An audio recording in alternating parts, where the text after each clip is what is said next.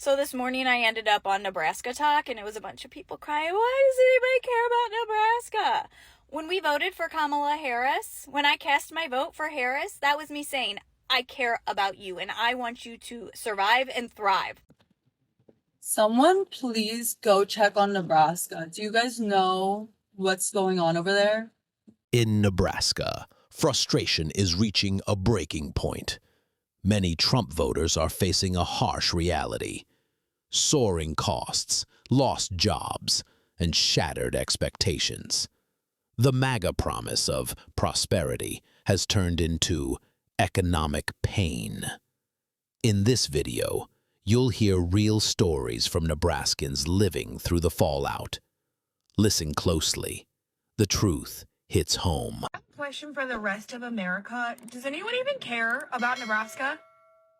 Does anyone even care? I don't know if y'all have been keeping up with Nebraska Farmer Talk, but they are getting exactly what they voted for. Nebraskan farmers overwhelmingly supported and voted for Donald Trump. The same Donald Trump who ran a campaign with one of the biggest promises being the deportation of illegal immigrants. Mind you, most of the people who work on their farms are illegal immigrants. Nebraska, the state of Nebraska, going bankrupt. Nebraska farmers going bankrupt because of Trump's tariffs. They all love to vote for Trump out in Nebraska. Not all, but big majority of them. And look at now. Look what's happening to Nebraska. Going broke because of Trump. It's not fixed up real well.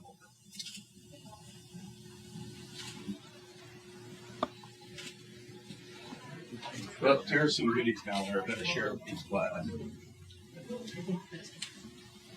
So you told me this morning when I was in here talking to you that you would drink this water, right? So would you drink it? Yes or no? Sir, we need to comment. Oh, you can't answer any questions? No, sir. So my answer would be no. I would not drink. Nebraska's GDP is down 6%, and farmers are struggling. And Congressman Don Bacon says tariffs aren't helping. Corn is one of the things Nebraska is best known for, but right now, it's a crop that isn't guaranteeing a profit for some farmers. The Nebraska Farm Bureau tracks crop prices. In July 2022, it was selling for more than $7 a bushel. That's now dropped to less than $5. Soybeans went from $16 to $10 in the same time frame. Bacon says tariffs are only exacerbating the issue, and he says it's time for Congress to reclaim its authority over tariff policy. Why did you cut SNAP and healthcare research? We do not have unlimited money in the United States. How can you stand behind this bill that erodes the very services that people like me, my family, our families, and younger vets coming home today rely on to live decent, healthy lives? I'd like to know how you expect to pay back all of this debt that is going to be layered onto our grandchildren because we're not willing to make our rich part of our society pay their fair share. We've got Medicare now. We can start rolling back the age 5, 10 years at a time. Would you support that? We can't afford that. I want to ask, why does it seem like when you make your voting decisions, they're based on capital rather than the working class? Billionaires and corporations got their tax issues enshrined into law forever, but the working class gets a no tax on tips or overtime that only applies to some of us. With all due respect, sir, the Republican Party, now more than ever, represents the heart and soul of the working class.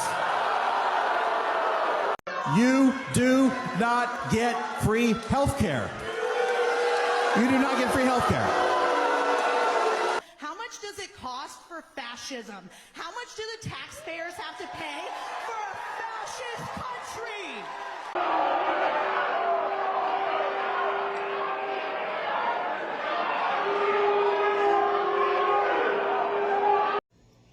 It's Joe from Georgia. So we're getting ready for the first domino to fall, and we know what happens after the first one falls. Well, the state of Nebraska, the governor, Jim Pillen, has asked the federal government for help because they're not going to be able to pay their bills this year. And here's the problem in Nebraska. They had over a $2 billion contract with the Chinese government to export soybeans to China. Well, out of that $2 billion, they've canceled all the contracts. So out of that $2 billion, $350 million was state revenue taxes. They're not getting any of that. And the governor also goes on to say that because the migrant farmers weren't able to work in Nebraska this summer, that those people didn't pay their taxes either. And the farmers who already have crops in the ground, folks, they've already spent their money. They're going to need help too because they're not getting any money from the contracts anymore. So Nebraska is the first state. And when you look at the Midwest, you're probably looking at Kansas, you're looking at Iowa, South Dakota, all of those places that are large exporters of grains to China and depend on migrant farm labor. They're not going to be able to pay their bills either.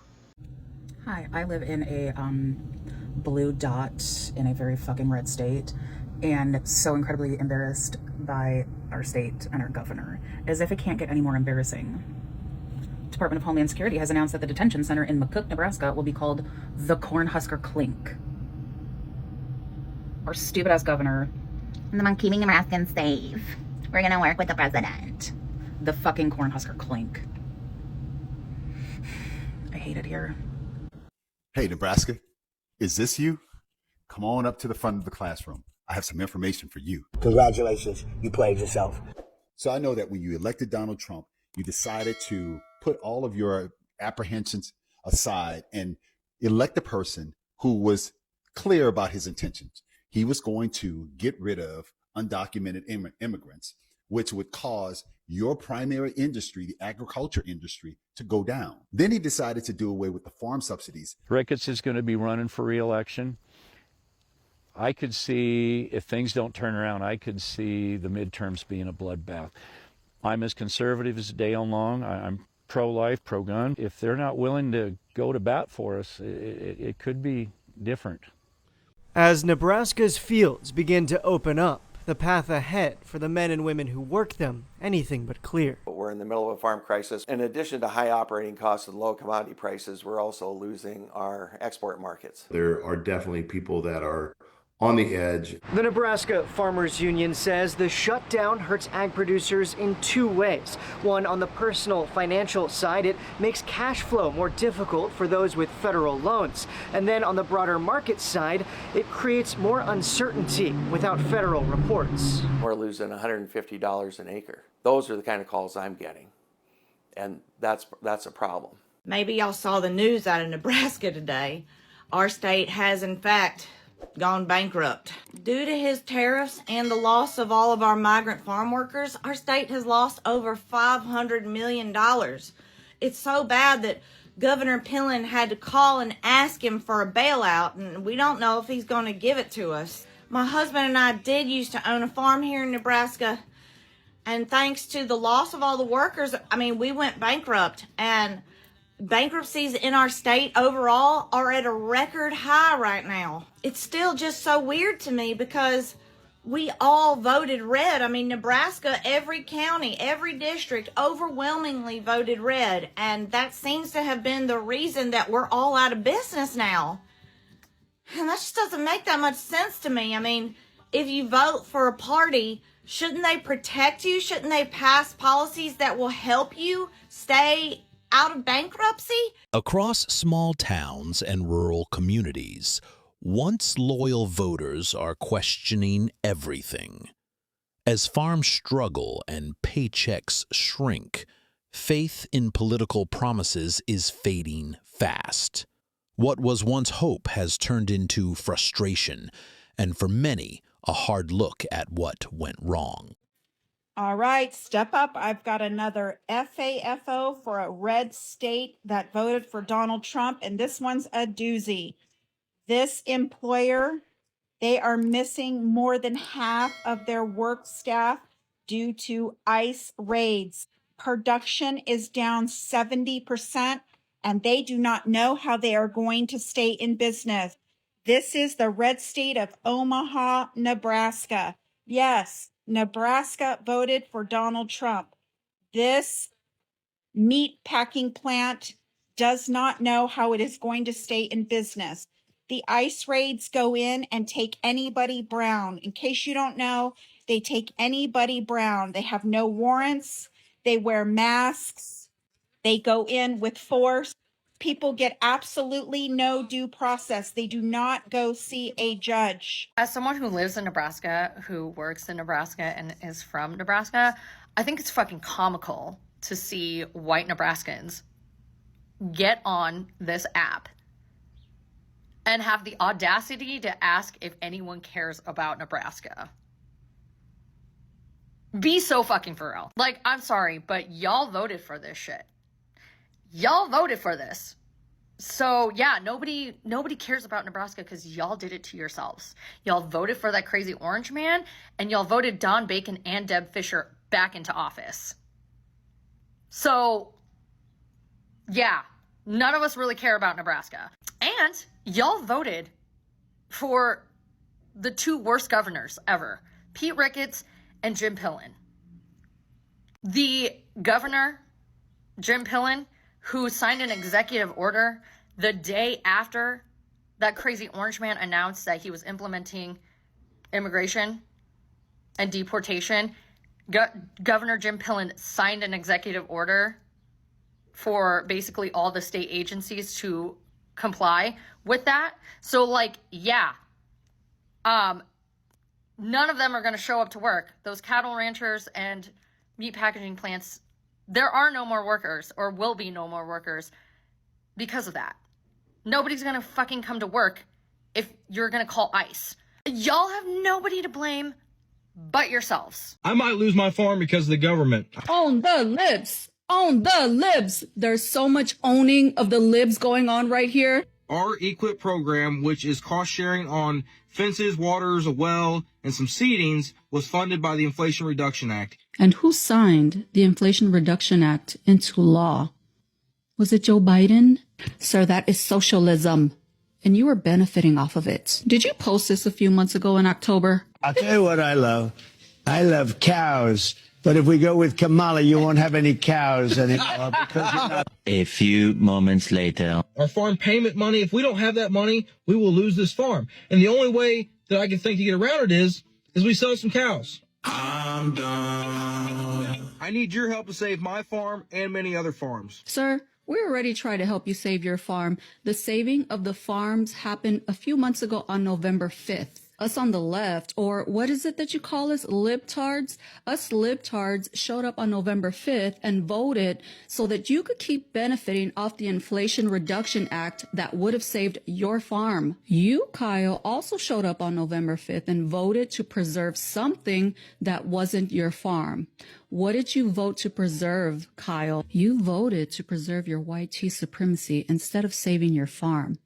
Are you feeling superior right now, Kyle? I want you to get exactly what you voted for, Kyle, and I want you to feel the powerful consequences of your vote. We're so heavily taxed in the state of Nebraska. It's unbelievable. Our income tax, our property tax, our state tax, the taxes to plate my fucking car, even though they can't fix a pothole here, right? They said that our house, without even seeing it, has gone up like $60,000, $70,000 a year the last couple of years. Do you know what that does to our mortgage? Even with the special session last year, we couldn't get any property tax relief. We, as in the whole state, could not get any property tax relief, but we can certainly go ahead and fund this next concentration camp. This is my 39th crop. I started in 1986, the year I graduated high school. I could plant an acre of beans in 1986 for $30.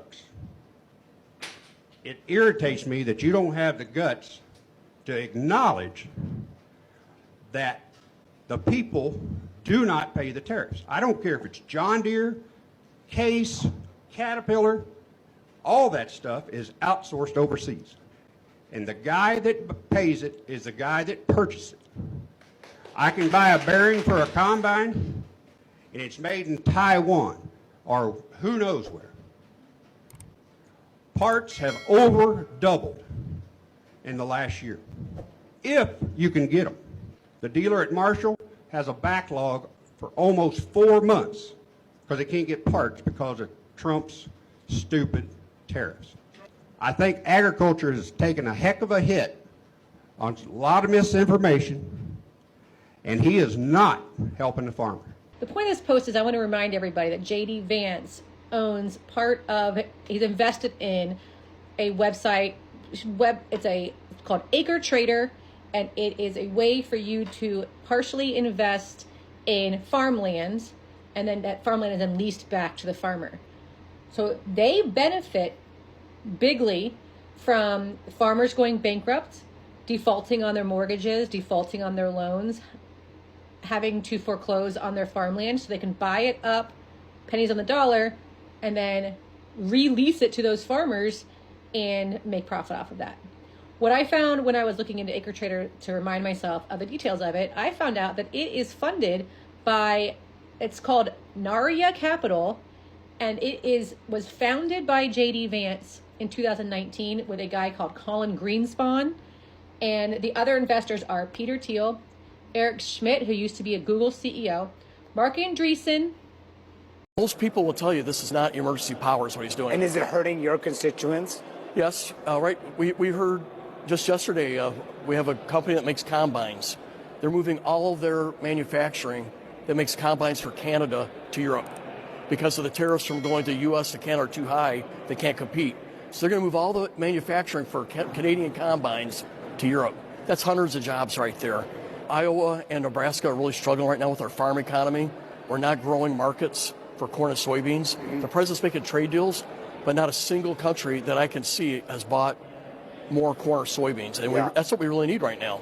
So this morning I ended up on Nebraska Talk, and it was a bunch of people crying, why does anybody care about Nebraska? When we voted for Kamala Harris, when I cast my vote for Harris, that was me saying, I care about you, and I want you to survive and thrive. Okay, you knew better than anybody else that your state thrives and survives off of migrants' backs. Okay? And instead of them waiting for ICE to come, they decided to peace out before they could come and get them. I don't know what to tell you guys anymore. This is what you voted for. Whether you like it or not, whether you want to believe it or not, this is exactly what you voted for. And now you're feeling it. What do you want us to do? You want a government handout? That's socialism. You voted against that. No. Sadly, the reality is that you'll probably have to sell a lot of your farms for pennies on the dollar to large corporations and manufacturers. But don't worry, they'll probably let you work there for minimum wage. Nebraska's economic unraveling is more than a political story. It's a human one. Families are fighting to stay afloat.